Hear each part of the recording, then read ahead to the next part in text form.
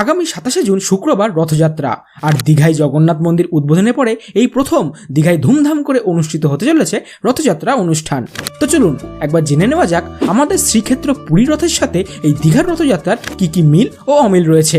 প্রথমত, পুরী ও দীঘাতে এই দুই জায়গাতেই ভগবান জগন্নাথ, বলরাম ও সুভদ্রা দেবীর জন্য তৈরি করা হয়েছে 3টি আলাদা রথের।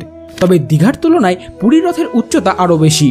পুরীতে যেখানে প্রতি বছর নতুন করে নিম কাঠ দিয়ে রথ বানানো হয়, সেখানে দীঘার রথ আগে থেকেই বানানো ছিল, যা বানানো হয়েছে কাঠ ও লোহা দিয়ে।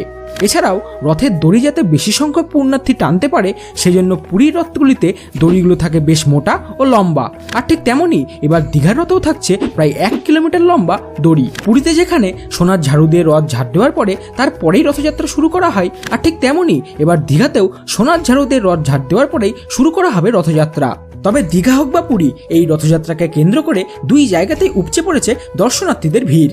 আর সবশেষে যেটা না বললেই নয়, দীঘার রথযাত্রা যেখানে একদমই নতুন, সেখানে পুরীর রথযাত্রা বহু বছরের ঐতিহ্য ও মাহাত্ম্য বহন করার পাশাপাশি এর সাথে জড়িয়ে আছে অগণিত ভক্তের আবেগ ও ভালোবাসা, যার সাথে কোনো কিছুরই তুলনা করা যায় না।